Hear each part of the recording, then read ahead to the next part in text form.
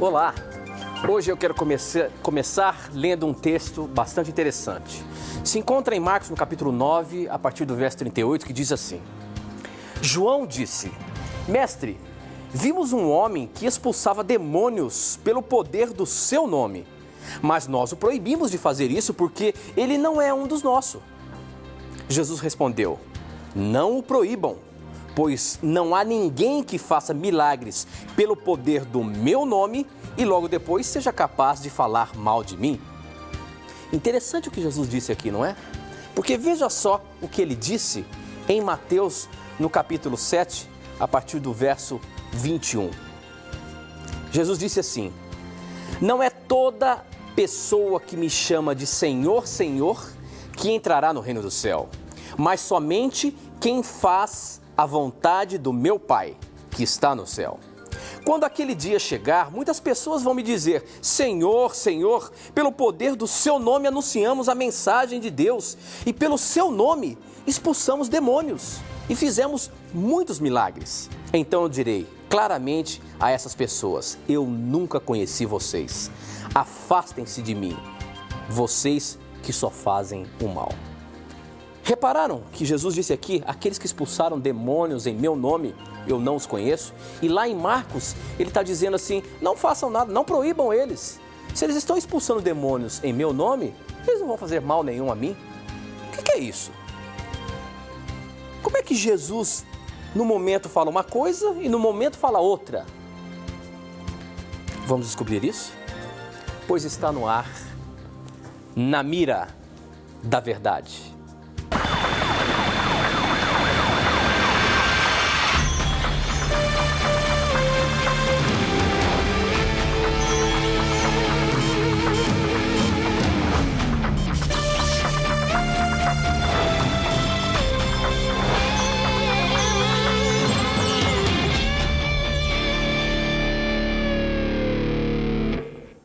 Olá, seja muito bem-vindo. Já começamos o programa Na Mira da Verdade e eu já começo agradecendo a sua audiência. Ao final de contas, é você quem faz o nosso programa. E a partir de agora, já nos conectamos com o Brasil e o mundo através das ondas do rádio, da internet e da TV Novo Tempo espalhada por todo o nosso país. Obrigado pelo carinho da sua audiência e vamos começar cumprimentando meu amigo professor Leandro Quadros. Como é que vai, professor? Tudo bem? Graças a Deus, amigo. Estou contente porque nesse fim de semana estive com um pessoal muito querido lá em Brasília, não é? Numa vigília na igreja de Taguatinga. Eu queria mandar um abraço especial para todos esses amigos que lá estiveram e que apreciam tanto o Tito Na Mira da Verdade. Muitos perguntaram do Tito, porque ele não estava, e mandaram entregar um abraço a você também. Obrigado, professor. Realmente era para a gente estar lá em Taguatinga junto com o professor Leandro, mas em virtude de outros trabalhos aqui na Novo Tempo, não foi possível, né, meu amigo? É, isso Mas acontece. vai ter uma outra oportunidade, né, pra gente estar junto lá, não é? Com certeza. Com certeza. Muito bem, professor. Um abraço também todo especial para os nossos ouvintes da Rádio Novo Tempo, que já estão conectados com a gente aí. Onde quer que você esteja ouvindo a Rádio Novo Tempo, obrigado pelo carinho da sua audiência. Participe do nosso programa mandando as suas perguntas também, tá? E a você que nos assiste através da Sky, canal 14, um abraço todo especial, muito carinhoso e obrigado pela audiência. Participe do programa. Se você tem alguma dúvida, se você tem algum questionamento sobre a palavra de Deus, não tenha preconceitos, pergunte o que você quiser. E a gente vai responder à luz da palavra de Deus. Agora, professor, sabe de uma coisa? Pois não, amigo? Hoje eu recebi um e-mail de uma pessoa falando assim: olha, por que vocês não dão o direito da gente fazer refutar a resposta? Né? Eu expliquei para ela que o objetivo do programa é tirar essas dúvidas. Se você tem a sua pergunta, manda. Mas me deixou intrigado e eu falei: quer saber uma coisa? Nós vamos fazer um desafio. Então nós vamos fazer, você nem está sabendo disso, olha, eu estou falando aqui agora. Nós vamos fazer o desafio. O pessoal que conecta com a gente através do Twitter, em qualquer momento, a hora que eu pegar uma pergunta de um internauta aqui, nós vamos colocar ela no ar, na mira para você. Se depois da sua resposta, ele rapidamente conseguir querer refutar ou querer dizer alguma coisa rebatendo, né, ao que você respondeu, nós vamos colocar na mira também, tá bom? Sem problema. Então isso aí, ó, vamos começar hoje fazendo pelo Twitter. Se a sua pergunta do Twitter foi para a Mira da Verdade e você não ficou satisfeito com a sua resposta, manda o seu contra-argumento, nós vamos também colocar na mira, tá bom? Ok, professor? Isso é muito bom, Tito, porque essa troca de argumentos de maneira sempre cristã e civilizada é que nos ajuda a crescermos. Então, qualquer refutação será muito bem-vinda, mas tem que ter base bíblica, não é para nós podermos acreditar. Exatamente, afinal de contas o programa é feito todo em cima da palavra de Deus. Todas as respostas, as suas dúvidas são baseadas na Bíblia Sagrada. Não é a opinião do Leandro Quadros, não é a opinião da Igreja Adventista, não é a opinião da TV Novo Tempo, e sim da palavra de Deus. Por isso, nós agradecemos a participação de todas as pessoas que acompanham o programa, seja católico, seja presbiteriano, batista, da Assembleia de Deus, da Universal do Reino de Deus, da Quadrangular, enfim, espíritas, ateus. Não importa, não tenha preconceito, nós não temos preconceito e queremos apresentar a Bíblia Sagrada, queremos juntos estudar a Palavra de Deus. Portanto, pergunte o que você quiser, nós teremos o maior prazer de colocar na mira e responder de acordo com a Palavra de Deus. Não é isso, professor? É isso aí, meu amigo. Pois então, você viu aí o começo do programa, uma aparente contradição do nosso Senhor Jesus. Sim. Porque veja bem, lá em Marcos 9, ele está dizendo assim, olha, não proíbam eles porque os discípulos estavam querendo proibir esse homem ou essas pessoas, não sei, que estavam ali expulsando demônios em nome de Jesus, né? E Jesus diz, não proíbam, pois não há ninguém que faça milagres pelo poder do meu nome e logo depois seja capaz de falar mal de mim. Só que lá em Mateus 7, 21, 22, ele diz o seguinte, pelo poder do seu nome anunciam, do meu nome, ou melhor, do seu nome anunciam a mensagem de Deus e pelo seu nome expulsam demônios e fazem muitos milagres. Então eu direi claramente a essas pessoas, eu nunca conheci vocês. Aqui Jesus está falando, as pessoas que de repente vão expulsar demônios em nome de Jesus, Jesus não vai os aceitar, só que lá em Marcos ele está dizendo para não coibir ele de fazer isso, porque está fazendo em nome dele. Como é que fica isso então? Pois olha, essa é uma questão interessante, mas o contexto no qual se encontra cada um dos versículos vai nos esclarecer. Por exemplo, aqui em Marcos 9, 38 a 41, os discípulos de Cristo estavam questionando o fato de outras pessoas que não seguiam a Cristo bem próximas como eles estavam questionando que pessoas assim pudessem fazer milagres, expulsar demônios em nome de Jesus. E o que Cristo quis ensinar aqui para os seus discípulos é o seguinte, não é apenas aquele que vive ao meu lado que é meu seguidor. Há pessoas que são minhas seguidoras, que expulsam demônios pelo meu nome e mesmo não sendo parte do nosso rol aqui, da nossa família mais próxima, nossa família evangelística, essas pessoas são usadas por Deus, falam em meu nome. Já em Mateus 7, o que nos esclarece e nos mostra que não é uma contradição, é a palavra iniquidade que aparece no verso 23. No verso 23 é dito que aqueles que expulsam demônios e que Cristo não vai conhecê-los quando ele voltar, são aqueles que praticam a iniquidade. Olha o que diz o texto aqui em Mateus 7, no verso 23. Então lhes direi explicitamente, nunca vos conheci. Apartai-vos de mim, os que praticais a iniquidade. A palavra iniquidade aqui no grego é a palavra anomian. A palavra anomian significa desrespeito a nomos, ou seja, desrespeito à lei. Então o que Cristo está dizendo em Mateus 7, 21 a 23 é que muitas pessoas que fazem milagres, expulsam demônios e falam no nome dele, irão se perder porque fazem milagres, expulsam demônios, mas praticam a anomia, ou seja, desrespeitam voluntariamente a lei de Deus. Já em Marcos capítulo 9, as pessoas que Cristo diz que poderiam expulsar demônios em nome dele, mesmo não fazendo parte do rol dos discípulos, essas pessoas não praticam a anomia, ou seja, não são conscientes rebeldes conscientes contra Deus, não são transgressores voluntários da lei de Deus. Então existe uma grande diferença. nós podemos aprender com esses dois textos duas lições especiais. Com de Marcos 9, não é? Marcos 9, 38 a 41, podemos aprender que não é placa de igreja que salva pessoas.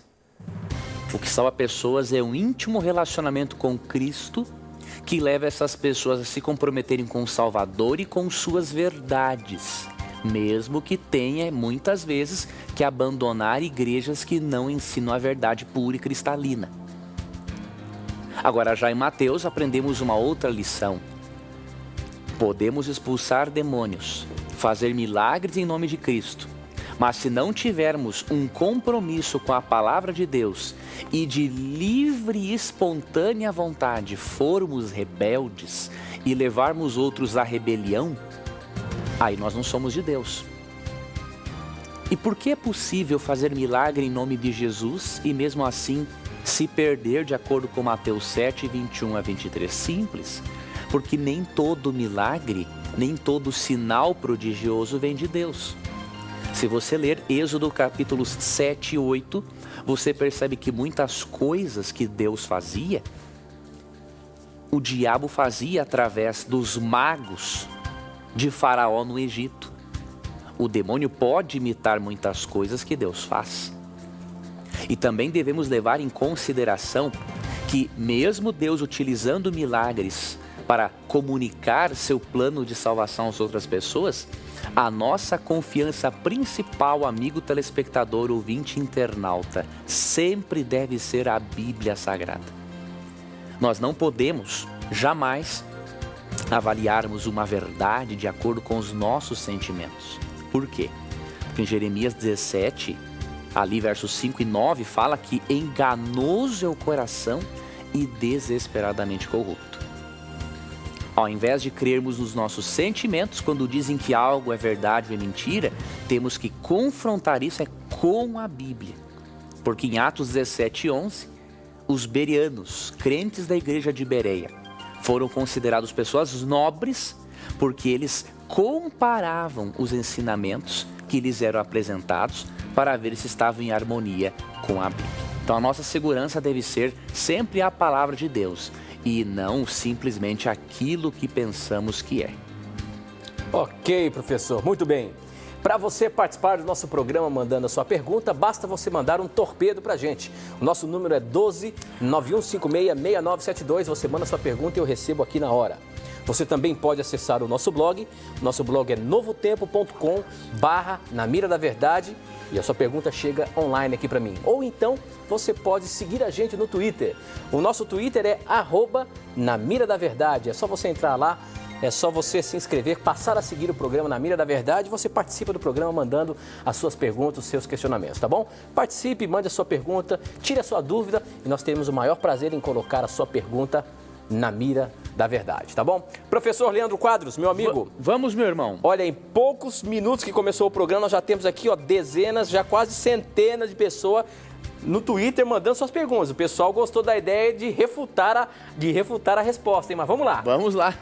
Eu vou colocar uma pergunta agora que está no nosso blog. Quem mandou essa pergunta foi o Ricardo Augusto, ele é de São Vicente, São Paulo. Ele diz o seguinte: boa noite, gosto muito do programa e estou com uma dúvida e gostaria que vocês respondessem. Professor, preste bem atenção na pergunta dele. Olha só, nós temos um espírito ou o espírito que temos é o Espírito Santo? Porque é dito que nosso corpo é templo do Espírito Santo. Então, como que é essa questão? A gente sabe, corpo, alma, espírito. Agora, nós temos um espírito ou o que habita em nós é o Espírito Santo? Na verdade, são as duas coisas. O detalhe é que o espírito que nós temos não é, como muitos compreendem, uma entidade imaterial consciente que sobrevive fora do corpo. Como que nós comprovamos isso? Tem muitos textos na Bíblia, mas vamos mostrar primeiramente Gênesis capítulo 2, verso 7. Porque esse texto, por mostrar a forma como Deus criou o homem, aqui nós já podemos compreender o significado principal do termo espírito na Bíblia. Então Gênesis 2,7 diz assim: então formou o Senhor Deus ao homem do pó da terra e lhe soprou nas narinas o fôlego de vida e o homem passou a ser alma vivente. A palavra fôlego de vida, no hebraico, se refere ao espírito. O espírito, o significado principal do termo na Bíblia é princípio vital, é o sopro que Deus colocou nas narinas do homem. Deus formou aquele boneco de barro e fez assim. Esse princípio vital que sai da boca de Deus e que entra no organismo humano e o mantém vivo e em funcionamento, isso é o espírito. Não é uma entidade consciente fora do corpo. Além deste princípio vital que habita em nós, o Espírito Santo, a terceira pessoa da Trindade, também habita em nós. Isso nós lemos em 1 Coríntios 3, 16 e 17 e em 1 Coríntios 6, 19 e 20, quando dizem ali que o corpo é o templo do Espírito Santo. Espírito Santo como uma pessoa da divindade e Espírito como um princípio vital de Deus dentro de nós são duas coisas totalmente diferentes. Então nós não podemos misturar as duas coisas, né? Porque o sopro de vida, o princípio ativo, o Espírito que Deus coloca dentro de nós não é algo consciente, é um princípio vital. Já o Espírito Santo que habita em nós, de acordo com Romanos 8, 27, ele tem uma mente, ou seja, ele é um ser. Então, não há contradição entre as duas coisas. Só devemos ter cuidado, porque o termo espírito nem sempre significa a mesma coisa na Bíblia. Tem muitas traduções e, por isso, precisamos considerar o contexto no qual o verso é empregado para podermos compreender o termo específico. Ok, professor. Bom, as perguntas estão chegando aqui pelo nosso SMS. Se você ainda quer mandar a sua pergunta, mande para 12 9156 6972. Mande o seu torpedo, a gente recebe aqui na hora e a sua pergunta vai para a Mira da Verdade. Ou então, através do nosso Twitter, @na Mira da Verdade. Lá aproveite e mande a sua pergunta para a gente também. Ou então, pelo nosso blog, novotempo.com/na Mira da Verdade, tá bom? Professor, pelo nosso torpedo aqui chegou a seguinte questão. Quem mandou essa pergunta foi o Lopes de São José. Ele diz o seguinte: gostaria de saber sobre Mateus 24, verso 36. Quem será levado e quem será deixado? Essa pergunta aí, nesse texto, fala que uns serão levados e outros serão deixados. Mas quem são esses? A Bíblia consegue esmiuçar esse assunto e mostrar pra gente quem vai e quem fica? Consegue, mas a referência do nosso querido e telespectador está equivocada, porque Mateus 24, 36 fala que daquele dia e hora ninguém sabe. Então é um outro assunto. Então a dúvida dele diz respeito a Lucas 17. Então houve aí ele digitou talvez errado o texto, mas em Lucas 17 que aparece essa expressão. O apresentador aqui também coloca, não viu antes, né? Não, mas você não tem você não tem tempo de ver mesmo. Você tem que ler o que vem pela frente. A tua vida aí não é fácil, meu amigo.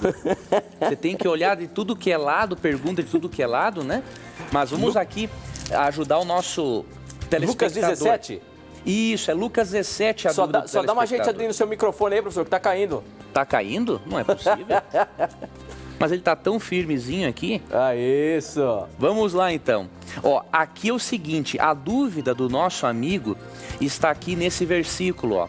Versículo 34 de Lucas 17, em diante, ó. Digo-vos que naquela noite, 2 estarão numa cama. Um será tomado e deixado o outro. 2 mulheres estarão juntas moendo. Uma será tomada e deixada a outra. 2 estarão no campo, um será tomado e o outro deixado. Então, muitos irmãos sinceros, ao lerem esse texto aqui, eles pensam o seguinte: olha, esse texto fala do arrebatamento secreto. No momento em que a igreja vai ser arrebatada e alguns vão ficar neste mundo durante a grande tribulação. Mas não é isso que o texto diz. Quando você lê o contexto, por exemplo, quando você lê aqui o versículo, tem um versículo aqui que é muito claro. Olha aqui, ó.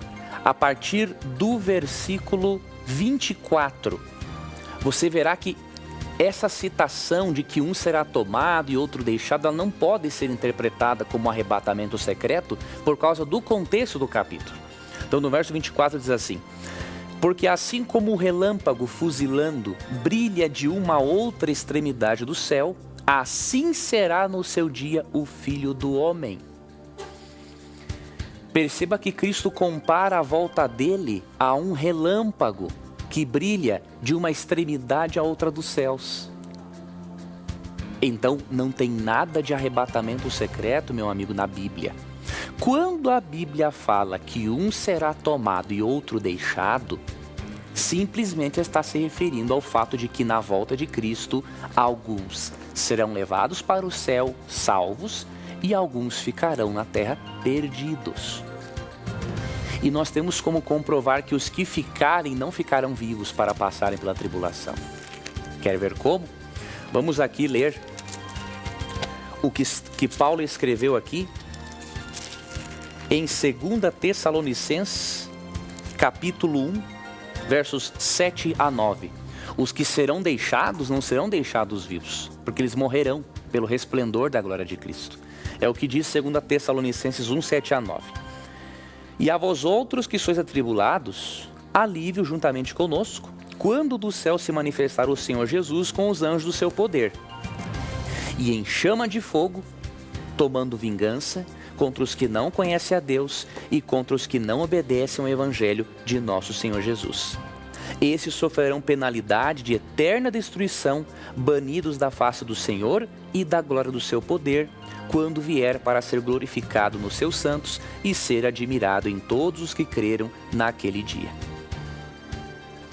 Perceba que, biblicamente, os que serão deixados mortos, porque eles serão mortos pelo resplendor da glória de Cristo. Tanto que em Apocalipse 6, 14 a 17 é dito que essas pessoas que não estarão preparadas para o retorno de Cristo pedirão para as montanhas caírem em cima delas, então elas não ficarão vivas. Então, o que será levado para o céu porque será salvo. O que será deixado morto. É importante também considerarmos 1 Tessalonicenses 4, 16 e 17. Ali, quando a expressão arrebatamento é utilizada, ali é dito que o arrebatamento dos justos será num contexto em que anjos tocam trombetas e num contexto em que mortos são ressuscitados. Não há maneira de o arrebatamento ser secreto, sendo que a volta de Cristo é acompanhada ao som de trombetas e, além disso, da ressurreição dos mortos. Então, querido amigo, querida amiga que nos acompanha, o arrebatamento secreto é uma doutrina antibíblica, perigosa e que vai deixar muitas pessoas despreparadas para o retorno glorioso de Cristo. Eu recomendo que você abandone essa doutrina por amor à Bíblia e por amor à sua salvação. E queria já lhe indicar a leitura de um livro. O título do livro é Ninguém Será Deixado para Trás. Foi publicado pela Casa Publicadora Brasileira. Pode ser adquirido pelo telefone 0800 979 0606 ou pelo site cpb.com.br. Ninguém será deixado para trás. É um excelente livro do pastor Dwight Nelson, onde você pode compreender a doutrina da volta de Cristo e perceber que essa teologia do arrebatamento secreto ela é antibíblica e não deve fazer parte das nossas crenças. Muito bem, professor. A próxima pergunta aqui pelo nosso Twitter, quem mandou foi o Elvis Cunha, que sempre participa do programa, mas a pergunta dele é boa. Ele diz o seguinte: quem são esses mortos citados em Romano 14, 9? Espirituais, físicos ou desincorporados? Olha lá o que diz Romanos 14, 9. Diz o seguinte: pois Cristo morreu e viveu de novo para ser o Senhor tanto dos mortos como dos vivos. Essa expressão aqui nesse texto, tanto dos mortos como dos vivos, o que Jesus estava querendo dizer? O que a Bíblia está querendo dizer sobre isso, professor? Que mortos são esses? É o que ele perguntou aqui. Mortos são espíritos, são físicos ou desincorporados? Esse texto é interessante. Tem um versículo aqui em Apocalipse que vai nos ajudar a interpretarmos.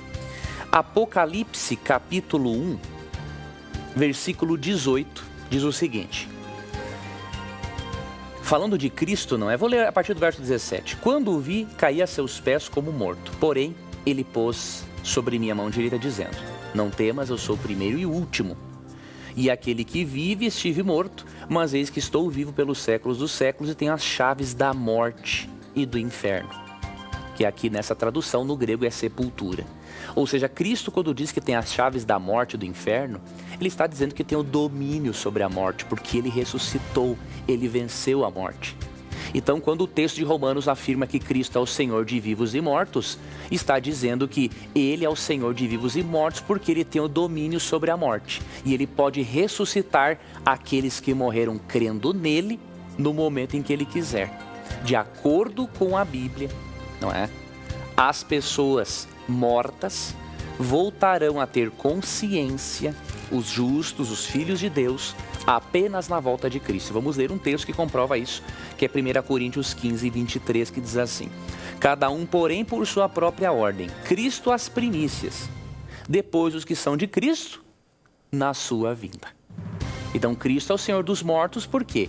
Ele pode ressuscitá-los quando ele quiser, ele venceu a morte. Mas esses mortos estão inconscientes até a volta de Cristo, de acordo com 1 Coríntios 15, 23. Ok, professor, muito bem. Bom, para participar do nosso programa, você pode mandar o seu torpedinho SMS para 12 91566972, eu recebo aqui na hora. Ou então você pode seguir o nosso Twitter. O nosso Twitter é @NaMiraDaVerdade. Manda sua pergunta, manda sua questão aqui pra gente e ela poderá estar na mira da verdade. Ou ainda, você pode acessar o nosso blog novotempo.com/NaMiraDaVerdade. Você vai ver que ali do lado direito do nosso blog tem um espaço, depois eu vou mostrar para você aqui no monitor, mas tem um espaço ali dizendo que o programa está no ar.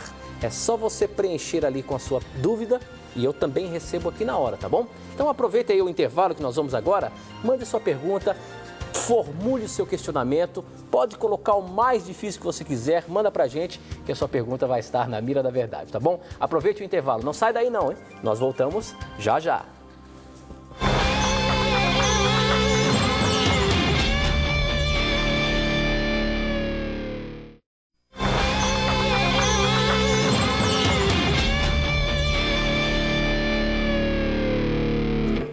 Já estamos de volta, agora são 21 horas e 33 minutos, estamos ao vivo falando para o Brasil e o mundo, através das ondas do rádio, da internet e da TV Novo Tempo espalhado pelo nosso país. Obrigado mais uma vez pela sua audiência, você que está aí de repente zapeando o seu televisor e caiu aqui na Novo Tempo, este é o programa Na Mira da Verdade, um programa onde você faz as suas perguntas relacionadas à religião, à Palavra de Deus, à Bíblia, e as suas perguntas são respondidas à luz da Palavra de Deus, esse livro sagrado que eu costumo dizer que é o nosso manual de sobrevivência. Se você tem alguma dúvida sobre a Bíblia, se você tem alguma dúvida sobre Deus, sobre religião, sobre o que a Bíblia tem para nos mostrar, coloque a sua dúvida para a gente aqui, ó. Para você mandar a sua dúvida, é só você mandar um torpedinho SMS para 12 9156 6972, eu recebo na hora aqui. Ou então, você também pode acessar o nosso blog.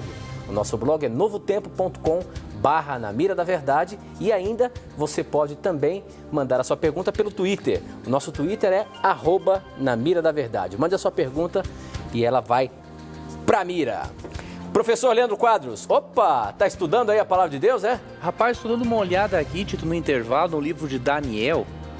E o ano que vem, Tito, eu tô olhando aqui, eu tô fazendo uma leitura deste livro nos meus momentos devocionais. O ano que vem vamos assim fazer algumas séries para explicar o livro de Daniel para o nosso telespectador e ouvinte, não é? Que joia, então, professor. Tô dando uma olhada aqui, ano que vem vai ser interessante, vamos abordar bastante esse livro. Legal, olha só, aqui pelo nosso Twitter tem muita gente pendurada aqui mandando as perguntas pra gente, mas eu achei interessante essa da Paulina Martins, que ela diz o seguinte, olá, minha pergunta é a seguinte, uma pessoa muito inteligente, de QI elevado, pode ser abençoada pelo Espírito Santo? Olha só a pergunta, isso daí é interessante a gente fazer esse tipo de pergunta, porque às vezes a gente pensa que uma pessoa muito inteligente e tal, ela não tem, ela não se envolve com as coisas espirituais e acaba não dando valor a isso. Afinal de contas, uma pessoa dessa pode ou não pode ser abençoada pelo Espírito Santo, professor?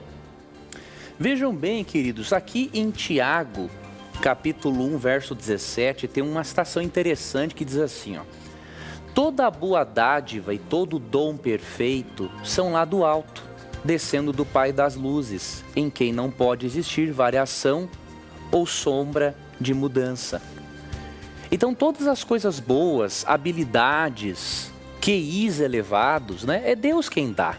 Agora, é claro, quando há muitas vezes um desequilíbrio em certos aspectos da vida por causa de algum QI elevado, muitas vezes a pessoa desenvolveu uma área, uma região, principalmente do cérebro, não é? Isso não significa que a pessoa não é de Deus. Simplesmente, nós, em um mundo de pecado, muitas vezes, por não conseguirmos utilizar de forma harmônica toda a nossa capacidade cerebral, às vezes, por desenvolvermos muito em um ponto, podemos ser deficientes em outro. Mas Tiago 1,17 afirma que toda boa dádiva e todo dom perfeito vem do nosso Deus Criador.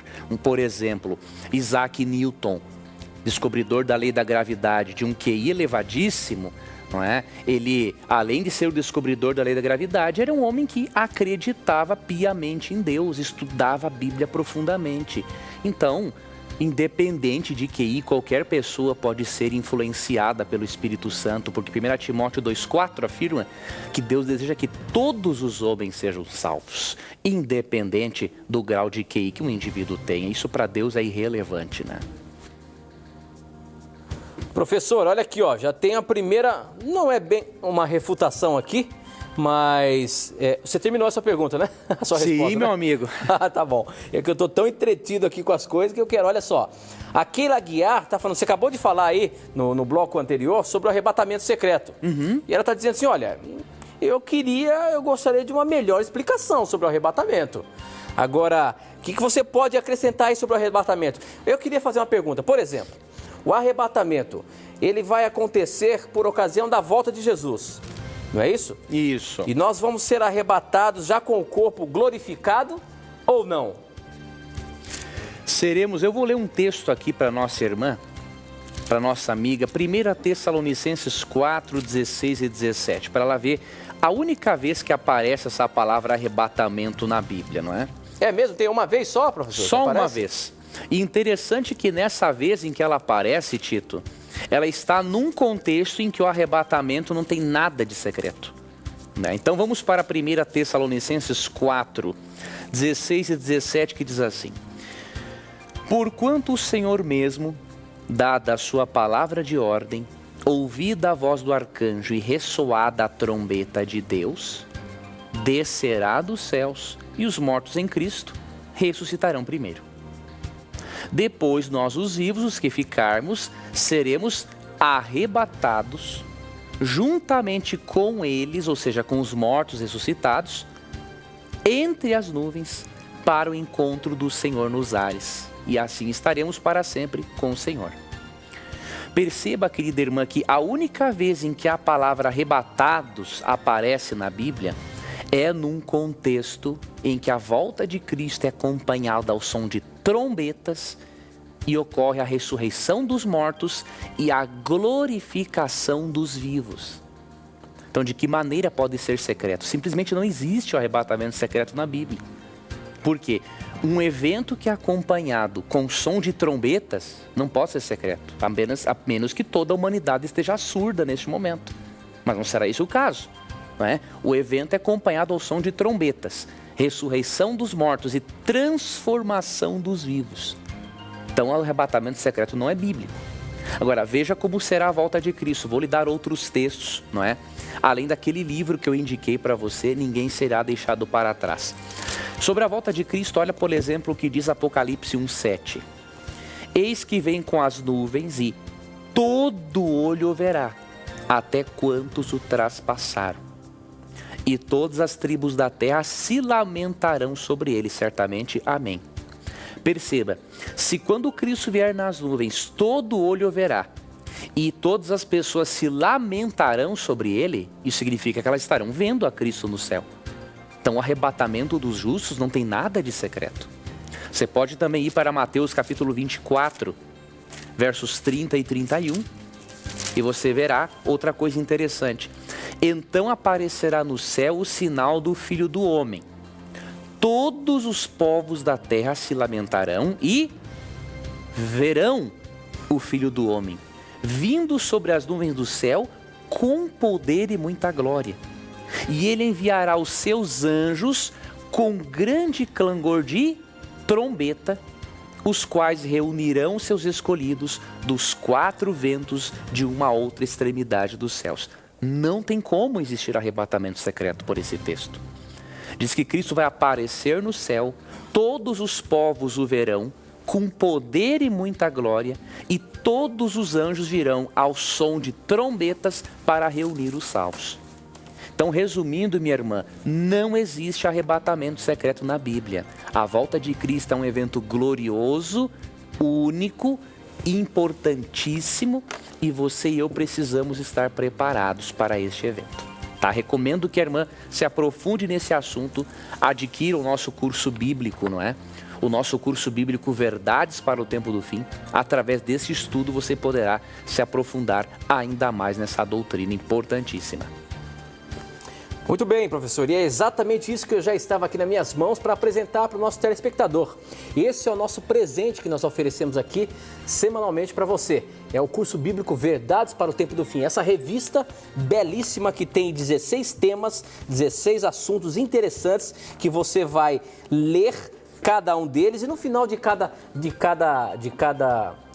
tema aqui você tem um pequeno questionário para você responder, chegando às conclusões que você leu o conteúdo que está nela. Para você receber essa revista, eu queria ver se o nosso câmera consegue pegar ali o nosso blog, ó.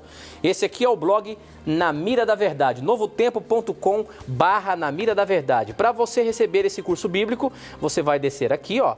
Do lado direito tem um link Revista gratuita. Não sei se a televisão consegue pegar ali. Isso. Olha aqui, ó. Revista gratuita. Para você receber essa revista, basta você clicar aqui, você vai entrar num espaço para você preencher os seus dados do seu endereço e você vai receber na sua casa sem pagar nada. Mas eu queria mostrar para você também que você pode também, através do nosso blog aqui, fazer um curso bíblico online. É o curso bíblico O Espiritismo, que o professor Leandro Quadros preparou ali 9 lições falando sobre o Espiritismo. Tudo que fala na Bíblia através do Espiritismo, eu acho que é bastante interessante e eu acho que vai ser muito importante você conhecer um pouquinho mais deste assunto. E mais aqui embaixo você tem como também adquirir o livro Na Mira da Verdade, tá? Então esse aqui é o blog Na Mira da Verdade, novotempo.com/Na Mira da Verdade, e eu queria mostrar para você aqui, ó, o espaço para você mandar a sua pergunta pra gente. É esse aqui, ó, tá dizendo, ó, o programa está no ar. É só você preencher o seu nome, colocar a sua pergunta aqui e enviar, que eu recebo aqui na hora, tá bom? Esse é o blog Na Mira da Verdade. Além de você ter toda essa interatividade, você participar agora com a gente aqui pelo blog, você tem assuntos super interessantes aqui sobre a Palavra de Deus que você vai gostar. Por exemplo, o último post aí do professor Leandro Quadros é esse aqui, ó. A lei e o evangelho estão de mãos dadas. Se você quer saber sobre esse assunto, acesse novotempo.com/Na Mira da Verdade e você vai ver aí os assuntos que nós colocamos ali para você.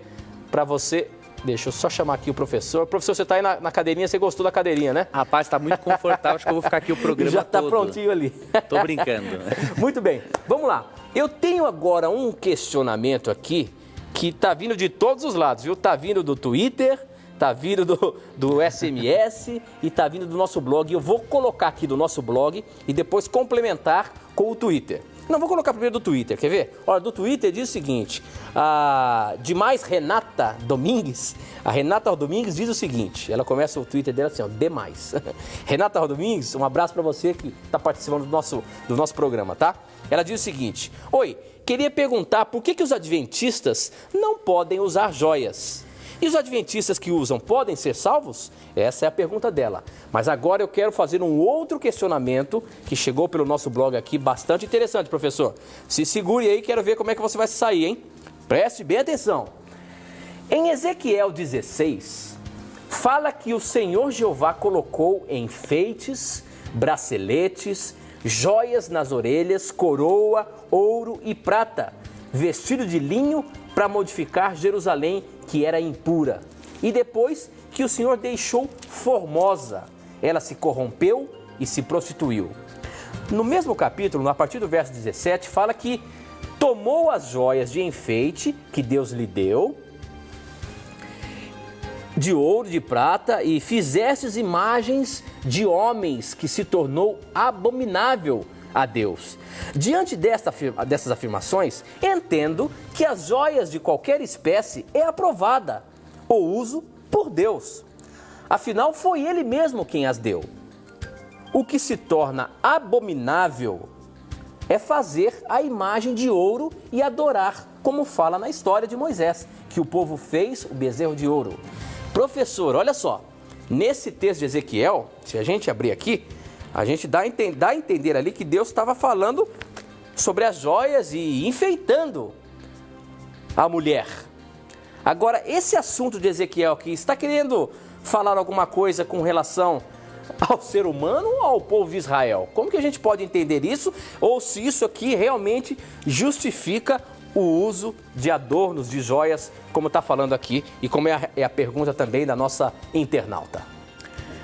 Vejam bem, aqui em Ezequiel capítulo 16, nós temos que interpretar o texto bíblico corretamente.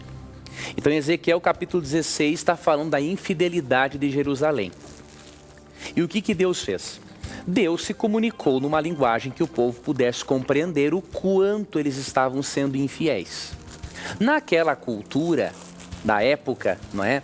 Um marido costumava dar joias para a sua esposa, para enfeitá-la, para dizer o quanto a amava e apreciava. Isso não significa que isso tenha sido ensinado por Deus. Simplesmente Deus utilizou-se de um costume local para dizer o quanto ele cuidava do seu povo. Porque Deus, muitas vezes na Bíblia, é apresentado como sendo o marido do seu povo, que é Israel, ou a igreja, na nossa atualidade. Então, quando fala que Deus colocou os braceletes sobre o seu povo, aqui está ilustrando esse relacionamento entre marido e mulher, dele, o esposo, com a sua mulher, que é o seu povo. Agora, aqui Deus não está defendendo o uso desse tipo de adereço, por quê?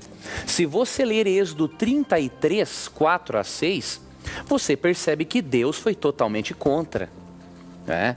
Então, no início, quando o povo de Israel usava os adereços, isso era muito tentador para eles. E aí você percebe que eles usavam esses adereços e eles tinham a tendência a fazer o quê?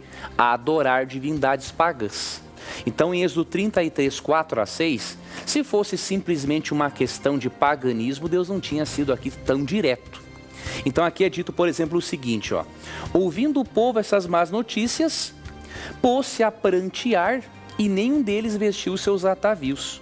Porquanto o Senhor tinha dito a Moisés: dize aos filhos de Israel, és povo de dura cerviz, de pescoço duro, teimoso. Se por um momento eu subir no meio de ti, te consumirei. Tira, pois, de os atavios, para que eu saiba o que te hei de fazer. Então os filhos de Israel tiraram de si os seus atavios desde o monte Horebe em diante. Perceba que não era plano de Deus que o seu povo utilizasse essas coisas, porque era tentador para eles. Agora nós podemos pensar o seguinte: mas atualmente uma mulher que usa joias, ela não está adorando divindades pagãs? E não está mesmo. Só que hoje, o princípio que Deus se utiliza para pedir que suas filhas se enfeitem de maneira diferente, este princípio se encontra em 1 Timóteo 2, 9 e 10. Né? Agora, nós não devemos, enquanto eu vou achar o texto, tem que fazer uma observação, nós não podemos julgar pessoas pelas joias que elas usam. Não podemos julgar alguém como salvo ou perdido pela joia que ele usa. Isso não tem nada a ver. Nós devemos nos lembrarmos de Mateus 7, 1 e 2. Não julgueis para que não sejais julgados. O julgamento pertence unicamente a Deus. Agora, quando nós lemos a Bíblia, percebemos que Deus, na medida em que as filhas dele vão compreendendo a sua mensagem, Deus quer que as suas filhas vão se adequando ao estilo de vida que ele sabe ser o melhor para elas. E como parte do estilo de vida de suas filhas, Deus pede que o maior enfeite delas não seja o exterior, mas o enfeite interior do coração. Então vamos ler 1 Timóteo 2, 9 e 10. E o texto será muito claro para nós, não deixará nenhuma dúvida, não é? 1 Timóteo 2, 9 e 10 diz assim: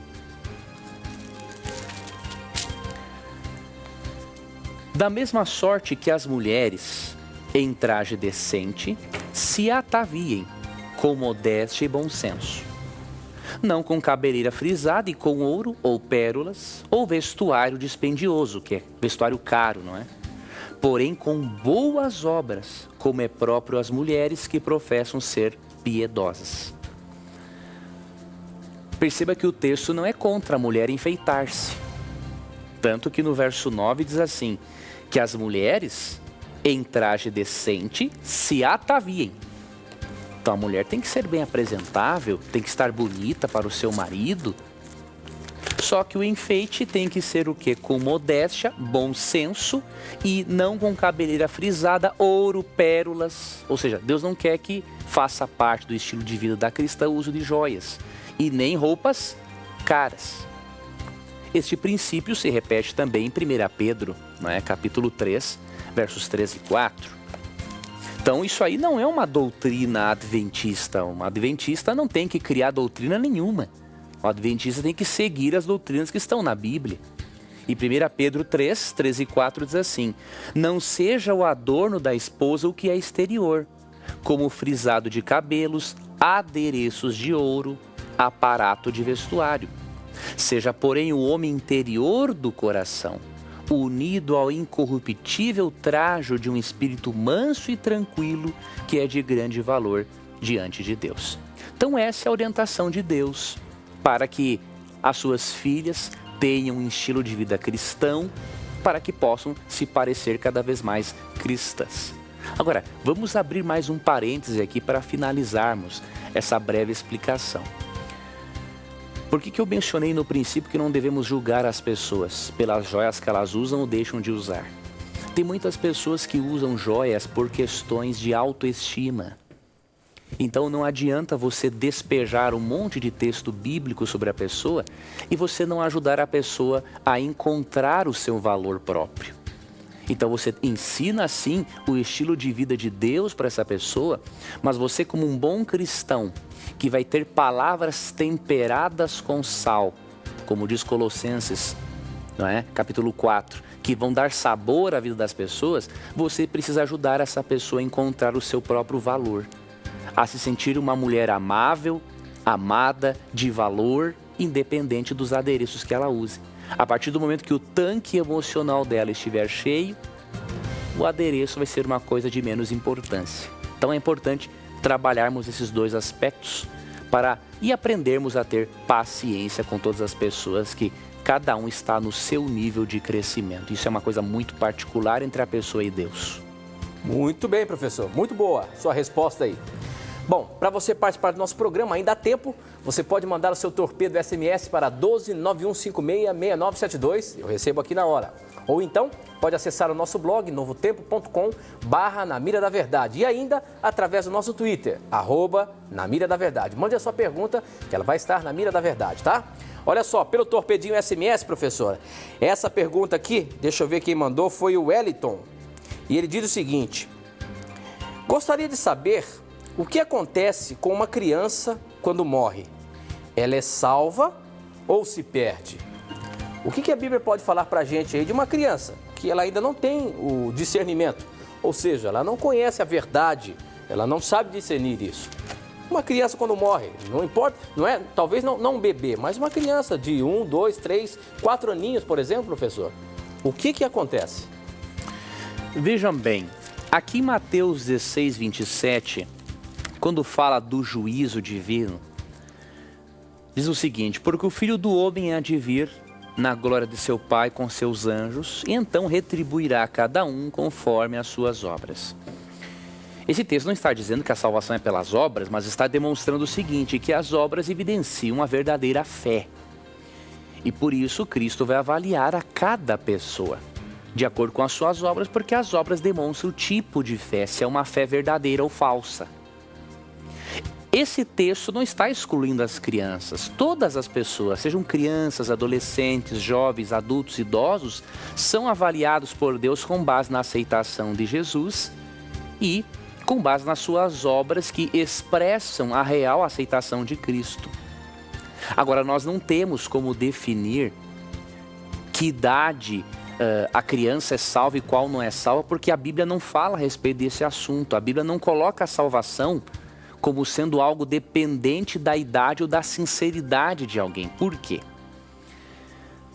Se você ler o Salmo 51, versículo 4, e também ali o versículo 5, ali é dito, Davi falando dele mesmo quando nasceu, ele afirma assim, em pecado me concebeu a minha mãe. Ou seja, não importa, todo ser humano quando nasce, mesmo sendo bebê, ele já nasce o quê? Afastado de Deus.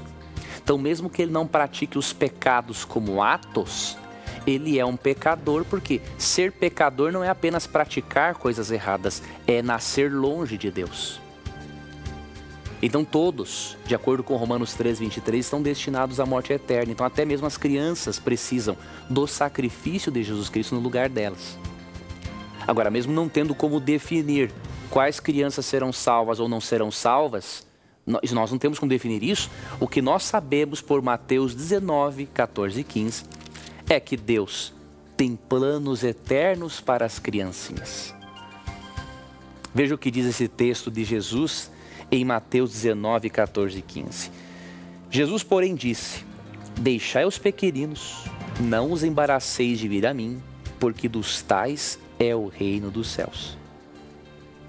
E tendo-lhes imposto as mãos, retirou-se dali. Cristo tinha um amor extraordinário pelas crianças. Tanto que ele disse que o reino dos céus pertence a elas, porque a criança é dependente. A criança dá sempre um passo a mais em direção a quem ela ama e quem ela confia. E por isso mesmo, não podendo definir quem será salvo e quem não será, ou a que a partir de idade é inocente, ou a partir de qual idade não é, biblicamente sabemos que Deus tem planos eternos para as criancinhas. E por isso não precisamos nos preocuparmos. O que temos que fazer como pais, sim, é educarmos nossos filhos. Em Provérbios 22:6 diz ali: ensina a criança no caminho em que deve andar.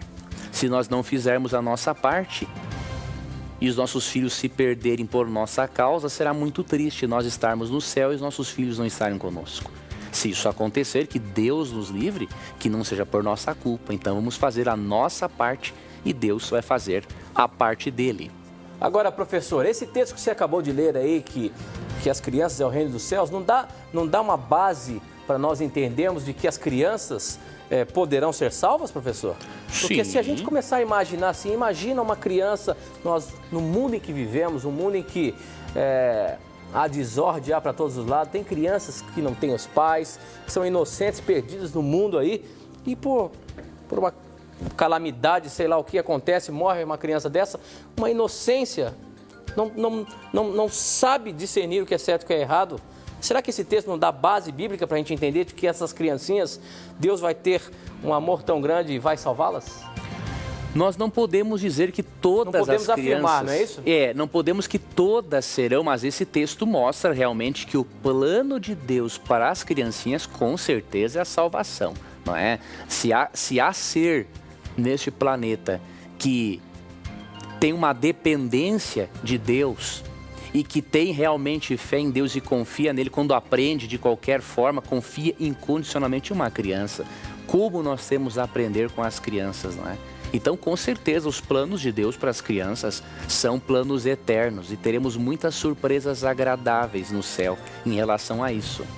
Ok, professor. Com essa resposta, com esse assunto das crianças aí, nós terminamos mais um programa Na Mira da Verdade. E a gente se encontra semana que vem ao vivo aqui, professor. Vai ser uma satisfação. Deus abençoe a você, meu amigo. Muito obrigado, amigo internauta, querido amigo da Rádio Novo Tempo.